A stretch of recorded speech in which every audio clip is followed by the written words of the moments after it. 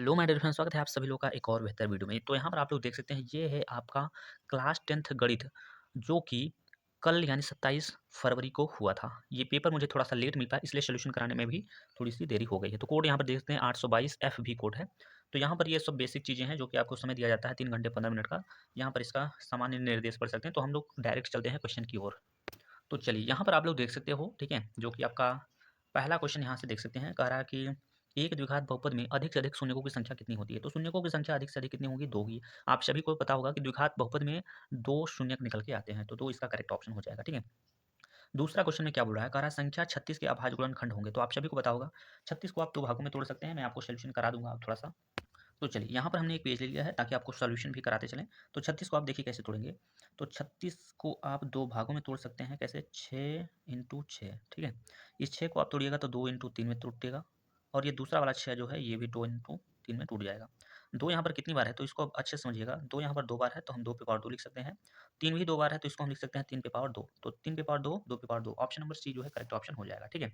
जो अगला सवाल है आप इसको समझने का प्रयास करिएगा। यहाँ पर कह रहा है संख्याएँ 26 और 91 का महत्तम समापवर्तक ज्ञात करना है। 13 है, यदि उनका कह रहा है उनका लघुत्तम समापवर्तक यानी कि लस्य होगा। तो ये क्वेश्चन काफ़ी ज़्यादा इंपॉर्टेंट है, इसको आप लोग समझ के चलिए।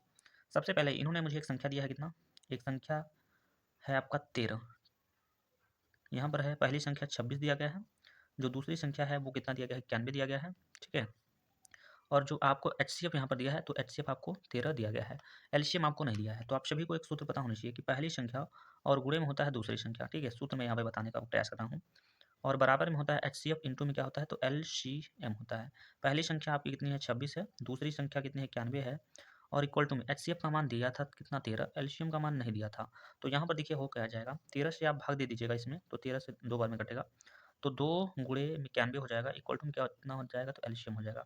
तो अब यहाँ पर आप गुणा करते हो तो 9 का दूना होता है 118 और 2 एकम 2, तो 182 जो है एलसीएम इसका निकल के आ जाएगा। तो किस ऑप्शन में दिया गया? ऑप्शन नंबर डी में देख सकते हो। ऑप्शन नंबर डी है जो है यहाँ पर करेक्ट ऑप्शन हो जाएगा।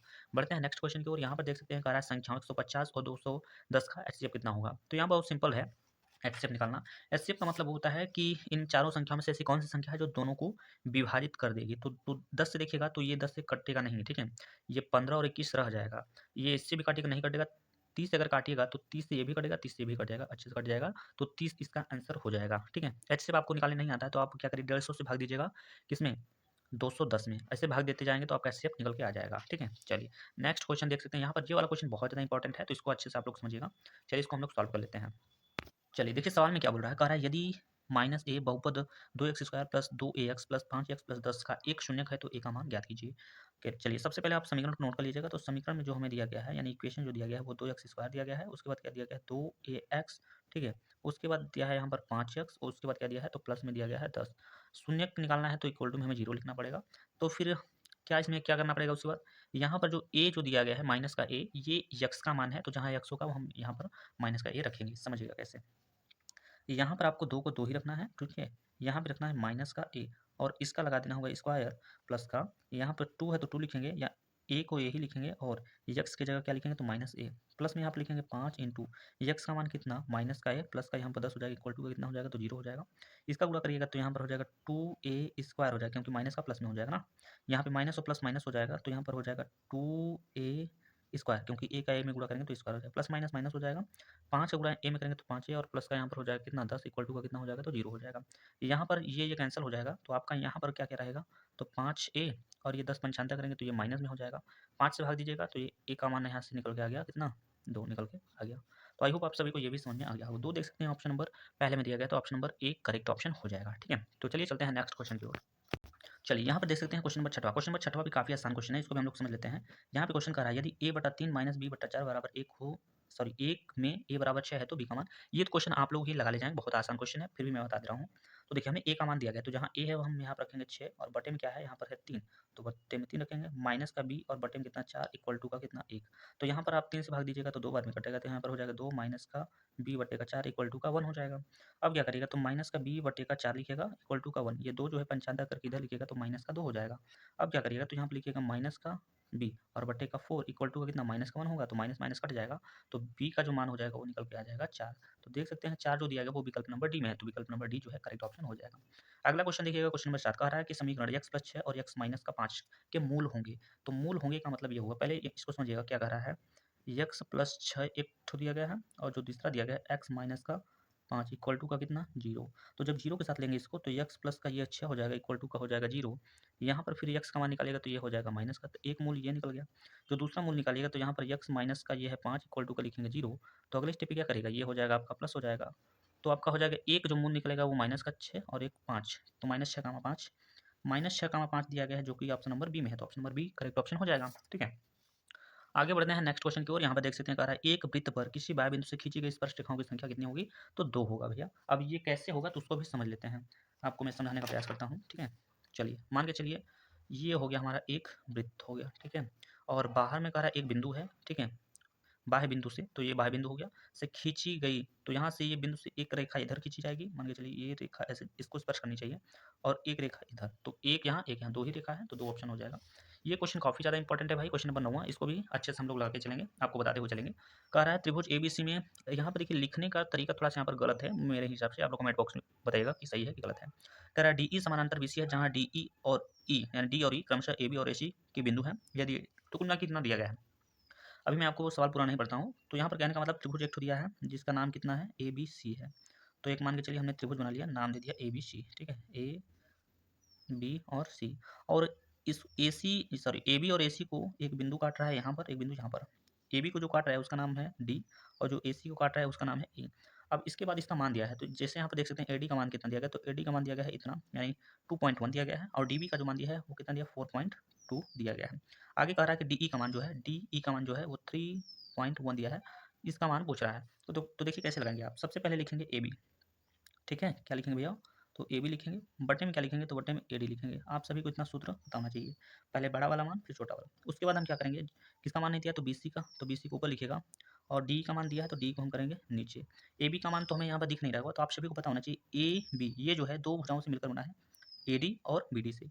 तो ए डी का जो मान है वो कितना है 2.1 है, 2.1 प्लस, और डी बी की जो वैल्यू है, डी बी की जो वैल्यू है वो कितना दिया गया है 4.2 दिया गया, 4.2 दिया गया, बटे में एडी का जो मान है वो कितना दिया है 2.1 दिया गया है, इज इक्वल टू बीसी का मान तो नहीं दिया, तो हम बीसी को ज्यों का त्यों रखेंगे, और डी का जो मान है वो दिया गया इतना। ठीक है, अब इसको जोड़ लीजिएगा, तो 2 और 1 मिला के हो जाएगा 3.4, 2 कितना मिला के हो जाएगा 6 हो जाएगा, और 2.1 हो जाएगा इक्वल टू में यहाँ पर हो जाएगा बीसी, और बटे में कितना 3.1 यानी 3.1। तो इससे काटिएगा तो यहाँ पर 6 बार में कटेगा यहाँ पर। ठीक है, तो 6 बार में कटेगा तो यहाँ पर हो जाएगा बीसी बटे में 3।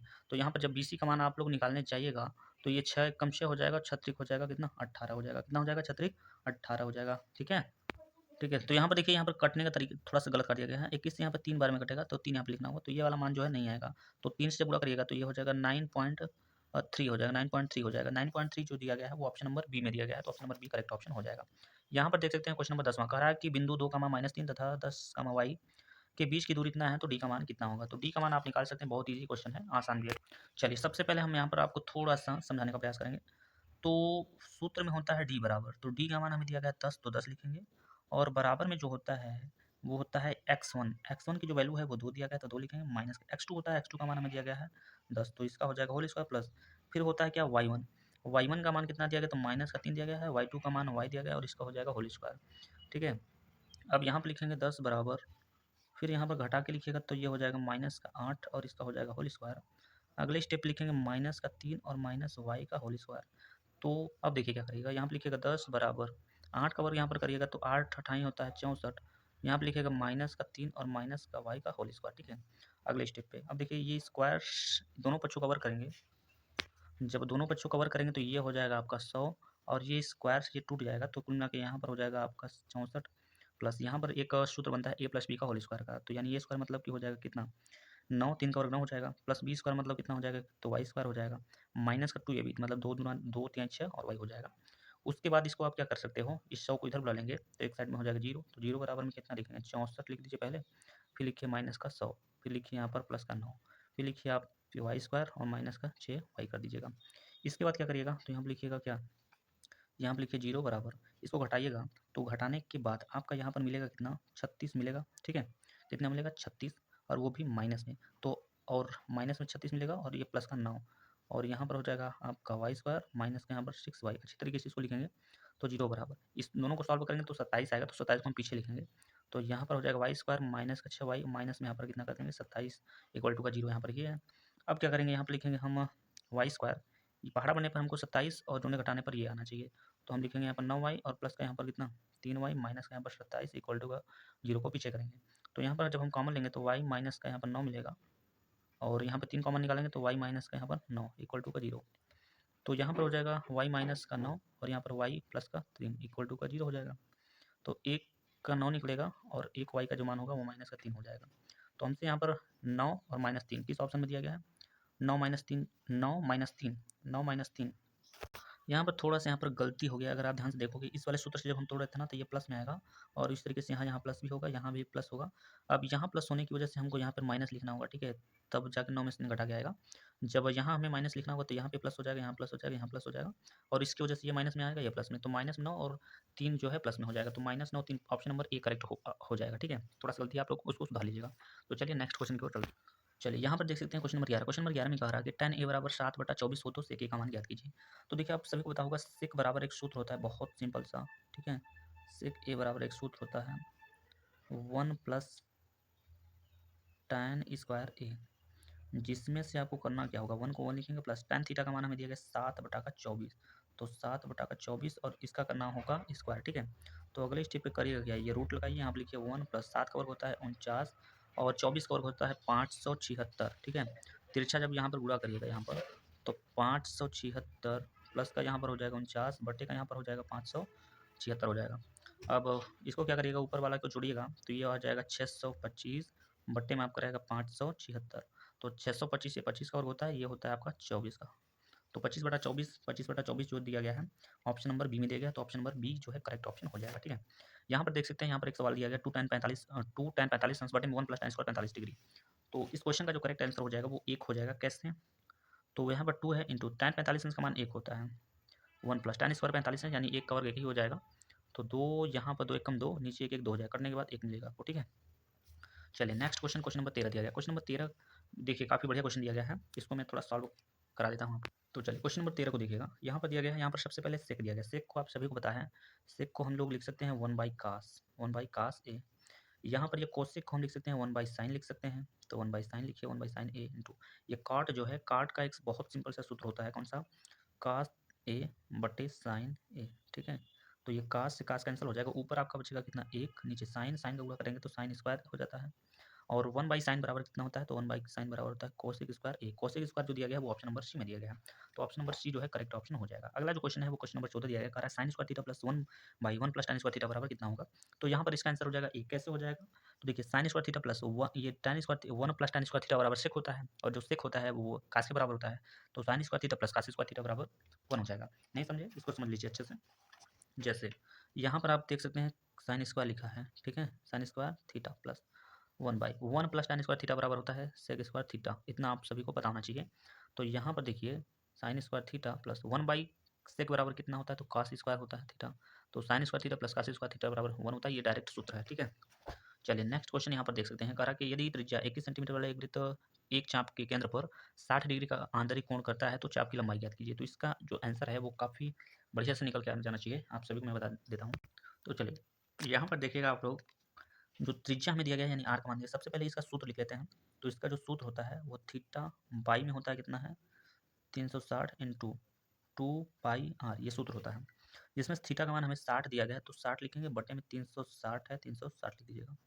2 है तो 2 लिखिएगा इंटू पाई का जो मान होता है वो 22 बटा का होता है 7 इंटू आर। आर का मान कितना दिया गया? तो 21 दिया गया है। 7 से भाग दीजिएगा, 7 से ये 3 बार में कटेगा, ठीक है? इसको काटिएगा तो 60 कम 60, 60 से 6 बार में कट जाएगा, तो 3 से काटिएगा 1 बार में, 3 से ये कटेगा 2 बार में, ये 2 से 2 कैंसिल, आ गया आंसर 22। तो 22 जो है इस क्वेश्चन का करेक्ट आंसर हो जाएगा। तो देख सकते हैं ऑप्शन नंबर डी में देगा 22 सेंटीमीटर, ठीक है? तो आई होप आप सभी लोग को समझ में आ रहा होगा, ठीक है? चलिए बढ़ते हैं नेक्स्ट क्वेश्चन की ओर। यहाँ पर देख सकते हैं, कह रहा कि 4 सेंटीमीटर भुजा के 2 ठोस घनों को संलग्न फलकों को मिलाने पर एक घना बना दिया जाता है, इसका संपूर्ण पृष्ठ ज्ञात कीजिए। बहुत सिंपल क्वेश्चन है। सबसे पहले यहाँ पर एक घन अगर 4 है तो 2 घन मिलाएंगे तो उसकी जो लंबाई है वो बढ़ जाएगी, यानी कि लंबाई बढ़ के हो जाएगी, जैसे एक घन का 4 है तो दूसरे घन का भी 4 होगा, तो टोटल 4 4 कितना हो जाएगा लंबाई? 8 हो जाएगा। चौड़ाई में कोई फ़र्क नहीं तो 4 रहेगा और ऊँचाई में भी कोई फ़र्क नहीं होगा तो इसका भी 4 रहेगा। संपूर्ण पृष्ठ का एक बहुत सिंपल सूत्र होता है, ठीक है? यहाँ पर कितना होता है, तो लंबाई और चौड़ाई, ऊँचाई और ऊँचाई के साथ लंबाई, ठीक है? तो यहाँ पर 2 है तो 2 रखिएगा, लंबाई का मान कितना है 8 है और इसका मान 4 है, इसका मान 4 है, ऊँचाई का भी मान 4 है प्लस ऊँचाई का मान 4 और लंबाई का मान 8। तो यहाँ पर देखिए, यहाँ पर 2 है, इन दोनों को आप कैलकुलेट करके चेक कर लेना, तो इसका जो है पूरा योग 80 आएगा और 8 गुना का होता है 16 यानी 160, तो 160 सेंटीमीटर स्क्वायर हो जाएगा इसका आंसर, ठीक है? अगला जो क्वेश्चन है कह रहा है अच्छी तरह फिटे हुए ताश के 52 पत्तों में से यादृच्छा एक पत्ते के जोकर होने की प्रायिकता ज्ञात कीजिए। तो देखिए यहाँ पर पत्ते में पूरे जो ताश की गड्डी में होता है वो 52 पत्ते होते हैं, उसमें से 4 पत्ते जोकर के होते हैं, तो यहाँ पर हो जाएगा 4/152। तो यहाँ पर 1 से काटिएगा तो ये 4 कम 4 और ये 13 बार में कट जाएगा 4 से, तो 13 चौको 52 होता है ना, तो 1/13 यानी 1/13 ऑप्शन सही हो जाएगा। यहाँ पर देख सकते हैं ये क्वेश्चन कुछ टीचरों ने ये क्वेश्चन बताया तो है 2, लेकिन कैसे होगा 2 ये नहीं बताया। तो चलिए हम आप लोगों को बता देते हैं ये 2 जो है कैसे आएगा, ठीक है? चलिए, आप लोगों ने एक सूत्र पढ़ा होगा, ठीक है? आप लोगों ने एक सूत्र पढ़ा होगा, जो कि सबसे पहले यहाँ पर हम माध्य बराबर लिख लेते हैं, ठीक है? जो दिया गया है, जो हमें दिया गया है माध्य बराबर क्या दिया गया? तो 3 माध्यक दिया गया है, 3 माध्यक, ठीक है? माइनस में क्या दिया गया? बहुलक, बहुलक और बटे में कितना दिया गया? तो बटे में दिया गया है r, ये दिया गया है। अब इसको कैसे आपको करना है, आप इसको हम लोग समझेंगे, ठीक है? तो चलिए इस सवाल को हल करने से पहले आप थोड़ा-सा इस फ़ॉर्मूले पर नज़र डालिएगा। आप लोगों ने कभी न कभी ये वाला सूत्र ज़रूर देखा होगा जिसमें लिखा है बहुलक बराबर 3 माध्यक माइनस 2 माध्य। ये सूत्र होता है। अब यहाँ से देखिए हमने क्या किया है, ये माध्य को पंचांतक लिया है इधर और बहुलक को भेज दिया है माध्यक के साइड में, तो ये बहुलक माइनस में हो गया है। अब यहाँ से हम माध्य का मान निकाले हैं तो ये 2 नीचे चला गया है। तो कहने का मतलब ये हुआ कि यहाँ से हम माध्य का मान लिख सकते हैं 3 माध्यक माइनस बहुलक बटे में 2 और यहाँ पर ये जो माध्य दिखा है ना, हम इसके जगह हम क्या लिखेंगे 3 माध्यक माइनस बहुलक बटे में 2 लिखेंगे। समझिएगा कैसे? तो यहाँ पर हम लिखेंगे माध्य बराबर जो सूत्र हमारा हो रहा है, माध्य बराबर जो सूत्र हो रहा है 3 माध्यक माइनस बहुलक बटे में 2, तो हम ये लिखेंगे। क्या लिखेंगे? तो 3 माध्यक, ठीक है? 3 माध्यक माइनस का बहुलक, ठीक है? बहुलक, बहुलक बटे में कितना लिखेंगे? बटे में हम लिखेंगे 2 और बराबर में जो यहाँ पर जो मान लिखा है उसको हम ज्यों का त्यों नोट कर देंगे, ठीक है? माइनस का यहाँ पर है बहुलक, ठीक? बटे में कितना है? r है तो r लिखेंगे। अब यहाँ पर देख सकते हैं लिखा है 3 माध्यक माइनस बहुलक, 3 माध्यक माइनस बहुलक, तो ये और ये वाला वैल्यू कट जाएगा। कटने के बाद ऊपर वाली जब वैल्यू कटती है तो 1 मिलता है और 1 बटा का यहाँ पर 2 हो जाएगा। यहाँ भी कटेगा तो 1 मिलेगा और 1 बटा का 2। तो इस तरीके से जो r का जो मान होता है वो निकल के आता है r। लेकिन अभी तक यूट्यूब में कोई भी ऐसा टीचर है जो कि ये वाला मेथड नहीं बताया है, तो आप लोग देख सकते हैं हमारे चैनल पे, ठीक है? अच्छे तरीके से समझा दिया है। मेरा कोशिश ये रहता है कि आपको अच्छे से समझाया ही जाए, ठीक है? चलिए नेक्स्ट क्वेश्चन की ओर चलते हैं। चलिए यहाँ पर देख सकते हैं क्वेश्चन नंबर 18, 18 हो गया ना, 19 पे आ जाइए। कह रहा है निम्नलिखित सारणी का बहुलक वर्ग। बहुलक वर्ग में आपको कुछ नहीं देखना होता है, सबसे बारंबारता में सबसे बड़ी संख्या देखिए, बड़ी संख्या इसमें 10 दिख रही है, 10 के सामने कौन सा वर्ग है? 30 35, 30 35 कहाँ है भैया? तो ऑप्शन नंबर डी में है, बस करेक्ट ऑप्शन हो जाएगा, ठीक है? तो आई होप आप सभी को इतना समझ में आ गया हो। तो चलिए लास्ट क्वेश्चन की ओर चलते हैं जो कि है 20 नंबर का। चलिए यहाँ पर देख सकते हैं, यहाँ पर कह रहा है 2 पासे एक साथ उछाले जाते हैं, दोनों 500 को यानी दोनों 500 में जो संख्याओं का जो योगफल है 7 होने की प्रायिकता ज्ञात कीजिए। बहुत ज़्यादा इंपॉर्टेंट क्वेश्चन है भाई, कहने का मतलब इसका समझिएगा। तो 2 पासा है, उसको एक साथ उछाला गया है। तो एक साथ उछाला गया है, दोनों संख्याओं यानी दोनों 500 पे जो संख्या आएगा, उन दोनों को जोड़ने पर 7 आना चाहिए, ऐसी प्रायिकता आपको बताना है। तो ऐसा कौन-कौन सा संख्या हो सकता है? तो 6 एक साथ होता है, एक ये संभावना बन सकता है। एक ये बन सकता है क्या? 4 3 बन सकता है और 5 2 बन सकता है, तो 3 तो यही हो गया। अब 3 क्या बनेगा? 1 पहले 6 पीछे हो जाएगा, 2 हो जाएगा। ये 3 पहले हो जाएगा, 4 पीछे हो जाएगा, तो यहाँ पर 1 ठो बनेगा। यहाँ पर 2 पहले 5 इधर, तो टोटल संभावना कितना हुआ? 6 हो गया। तो 6 मतलब 6 संभावना बन सकता है कितने में? 36 में, क्योंकि 2 उछला गया ना, तो 6 से काटिएगा एक बार में, 6 से 6 बार में, तो 1/6 जो है इस क्वेश्चन का करेक्ट ऑप्शन हो जाएगा, 1/6 जो कि ऑप्शन नंबर बी में दिया गया है। तो हमने 20 नंबर का जो एमसीक्यू क्वेश्चन था पूरा सॉल्व कराया है, अच्छे तरीके से सॉल्व कराया है। आप लोग को समझ में आया कि नहीं समझ में आया है? अगर आप लोग भी क्लास 9th में या फिर 10th में जाने वाले हैं या फिर पहुँच गए हैं और आप लोग ऑनलाइन पढ़ना चाहते हैं, तो हमारे इस यूट्यूब चैनल को सब्सक्राइब करके रख लीजिएगा। इस चैनल पे आपको हिंदी, इंग्लिश बाकी सभी जितने भी सब्जेक्ट होते हैं यूपी बोर्ड के, सभी आपको बता दिए जाएँगे। बाकी जो लॉन्ग क्वेश्चन है, आप यहाँ पे देख सकते हैं लॉन्ग क्वेश्चन, इसका सॉल्यूशन मैं आपको नेक्स्ट वीडियो में ज़रूर बता दूँगा। ठीक है? तब तक के लिए मिलते हैं किसी नेक्स्ट वीडियो में, तब तक के लिए जय हिंद, जय भारत।